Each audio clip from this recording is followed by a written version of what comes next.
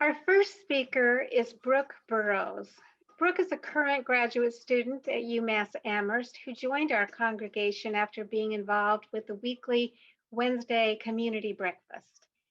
She now enjoys the privilege of working with the bright and bold minds of the congregation's youth. Hello, and happy to see so many dear faces. Mary Oliver's question has tugged hard on me this past year, and I value this opportunity to speak to it within our shared community. I don't know if anyone else remembers this, but following the first presidential debate of 2020, at the end of September, the wind around Amherst howled outside, shouting and crackling as it passed through the trees. My stomach felt like curdled milk even before my phone started buzzing. Donald Trump's declaration of stand back and stand by to a white supremacist hate group ricocheted through the nation's consciousness. I don't consider myself very spiritual, certainly not religious or mystical. But that night, I felt a shadow spread across my body that felt certain in its foreshadowing of something terrible. I couldn't sleep, and a cloud of anxiety and apprehension waded through my gut and bones. Something terrible did happen. The next day, in frantic messages, I reached out to a close friend in Seattle, a street medic within the Black Lives Matter protest who had seen a recent uptick in threats from members of far-right militias. They were okay, but as I waited for their call, I received a message from my Armenian host sister, Christina. I had lived in Armenia for 2 years with Christina's family as a Peace Corps volunteer. Heavy fighting had recently broken out across Nagorno-Karabakh, a territory between Armenia and Azerbaijan, ethnically Armenian, but with a long contested history of ownership. Christina wrote to say that my host brother David, 18 years old, of endless soccer challenges and card games and cheeky humor, had become one of the first casualties of the war. When I applied to graduate school for a PhD focus in the psychology of peace and violence, my personal essay was on Armenia and of the long cycle of conflict that rooted itself within the culture and country spanning back to the 1915 genocide. Since then, my research has evolved in tangled threads of justice and social change processes, examining activist stereotypes, different forms of protest and collective action, peace intervention, and how conflict can perpetuate itself through the meaning it gives us. I envisioned a life of international travel, investigating different ways to acknowledge and hold accountable the past injustices that so often fueled conflict. But in 2020, it suddenly felt as if each and every one of my research interests erupted across painful lived realities for those I cared about most. It was a deeply helpless feeling. I could not see the long scale of time needed to sustain my research and life goals. Instead, each day felt like an eternity. So I made a decision to fly to Seattle for the week of the election. I sincerely feared the possibility of Trump winning the election through either actual popular support or fraud, just as I sincerely feared the possibility of mass violence around the already tense protest scene in Seattle.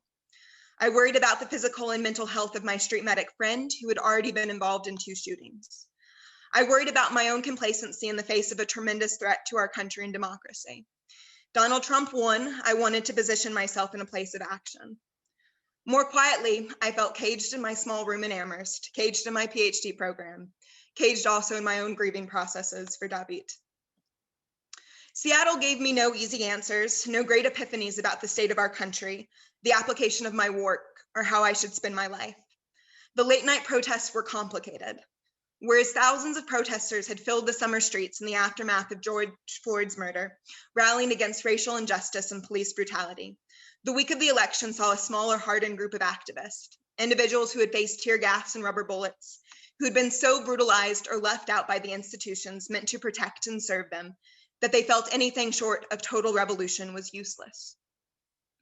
As the coronavirus pandemic started to edge into its brutal second surge and the fear of evictions and unemployment rippled across the intersection of community activists and the housing insecure, a dystopic feeling settled on the streets. Still, Donald Trump didn't win the election. Glimmers of hope for a vaccine began to emerge. A tentative peace deal was brokered around Nagorno-Karabakh, and the people I met on the ground slowly extended their timeline of work from one day at a time to the coming winter or even the coming year. On election night, I talked with a plant biologist about the excitement for giving their first academic presentation in Spanish, their native language. A Unitarian reverend who attended many of the protests as an observer and witness animatedly discussed policy and economic development plans with me. I listened to a midwife developing her business model so as to better serve lower income and underrepresented community members. I left Seattle well in advance of the Thanksgiving holidays, recognizing the increased coronavirus risk that came by prolonging my travel and worn down from my double life. I left conflicted. The tension between dropping everything to fight injustice versus slowly trudging through long manuscripts and abstract thoughts remained unresolved. I hadn't been swept into a revolutionary fever out in direct action, but I also wasn't comfortable being sidelined to the ivory tower of scholarly work either. I did, however, recognize more clearly the privilege of how we measure time and how our fights for community and justice are shaped by this measurement. For my Armenian friends and family living in wartime and war, time was measured in days, even hours. For my street medic friend out in late night protests, time was measured in weeks, maybe months. For myself as a PhD student, time was measured in semesters and years. At the end of 2020 and the start of 2021, when I think about what I plan to do with my life, I continue to struggle with this question of time. Because life is so precious and so wild, so full in its possibilities, none of us actually know how much time we do get. But we just do the best we can where we are or where we think we should be. We try to balance the pains and joys that come and go so quickly with a long haul commitment to making the world a little bit kinder, a little bit softer. Exhausted, saddened, and humbled as I am by the past year, for now, that feels like enough for me. Thank you. Thank you. Our second speaker is Betsy Wheeler. Betsy is the author of the poetry collection Loud Dreaming in a Quiet Room. She has an MFA in poetry from the Ohio State University and runs the Juniper programs in creative writing at UMass Amherst. And she and her wife, Megan, and daughter Letty live in Amherst with their cat, Ollie. They've been members of our congregation for just over 1 year. Thank you. Hello, everyone, all of you out there. It's so lovely to be with you all, connected through pixels and audio waves. And thank you for the invitation, Mary. It's an honor to get to share my reflection on this poem, along with Margo, Brooke, and Jason. So Mary Oliver's question is, for me, the default question I hear in all poems that move and ultimately change me the most. That inquiry, that deep questioning, the one resonant line and the internal resonance that follows was what first drew me to poetry to begin with. And I've always been very suggestible. As a person, I'm prone to influence when something resonates, a new idea, a bit of science, a fad. I get caught and swept up in the new zone like the newly born. The most recent obsession of mine has been contemplating the concept of play, or rather, the absence or fleeting presence of it in my life. So when Mary posed this question to us, what is it you will do with your one wild and precious life? My instinctive response was play more. The suggestion to consider bringing more actual play into my life came when revisiting Brené Brown's book, The Gifts of Imperfection. In a chapter titled Cultivating Rest and Play, she considers the definition of play as given by Dr. Stuart Brown, who identified play by 7 key properties. For an activity to be defined as play, it must be purposeless, voluntary, inherently attractive, so it's fun and it makes us feel good, untethered to time. Rather, when we're playing, we lose track of time. It must diminish our levels of self-consciousness. It must provide potential for improvisation. And there must be a desire for it to continue, even when it's time for it to end. So this particular checklist sent me down a wormhole of worry, despair, and increased my level of self-consciousness. This definition left me seriously wondering if I actually even knew how to play. What, I asked myself, did I do on a regular basis that qualified as play? You'd think that having a 4-year-old, that my days would be filled with play, but not so much. Turns out that I'm not a great playmate. I have a reasonable ability to get lost in calico critter imagination for at least 7 minutes before starting to tinker around with better ways to arrange the playroom.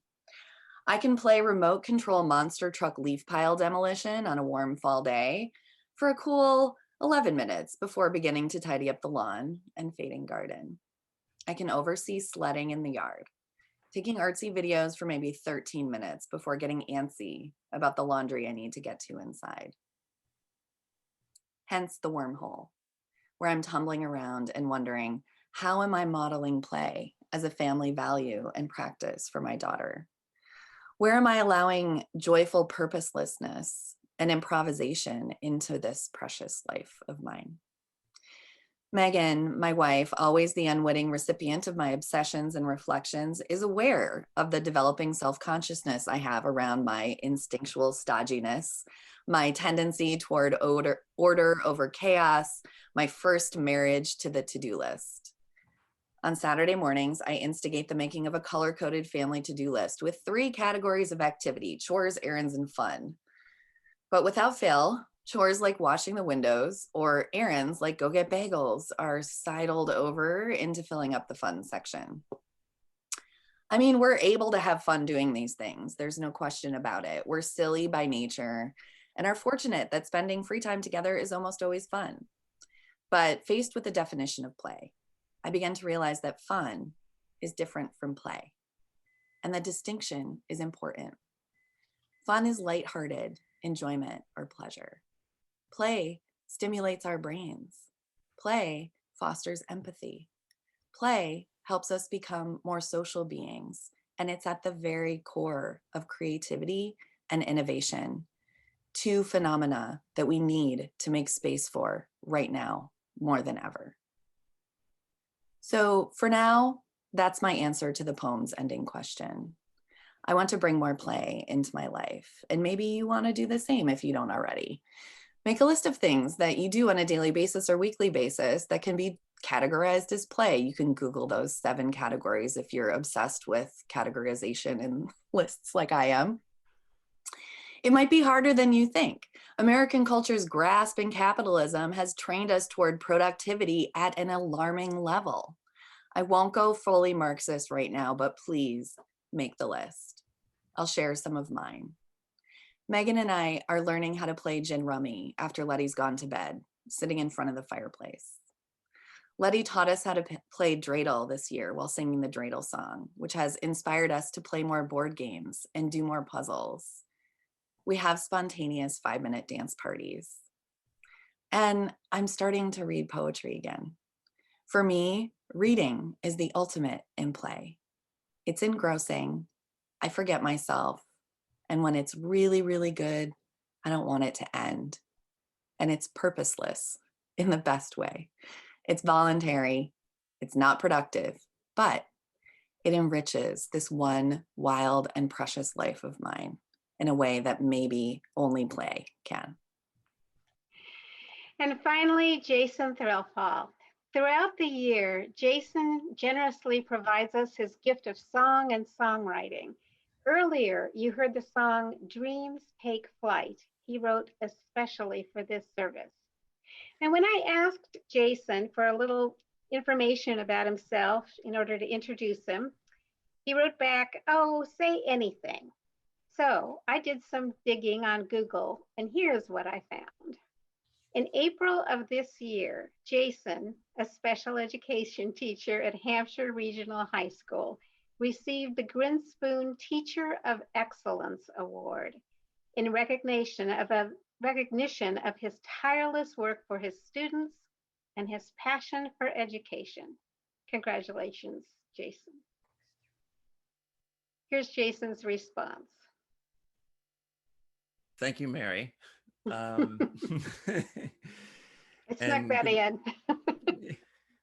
Good morning, everyone. And it's an honor to be part of this service and to have been asked to reflect on Mary Oliver's wonderful poem.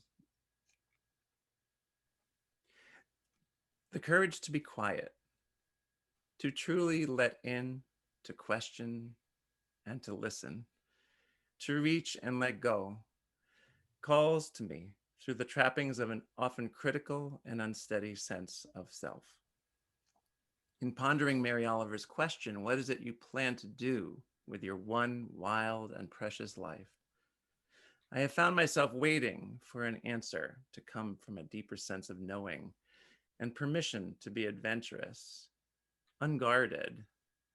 It has taken the boundary setting of a looming deadline for me to finally sit down and make an attempt to articulate a response that feels authentic and deeply personal.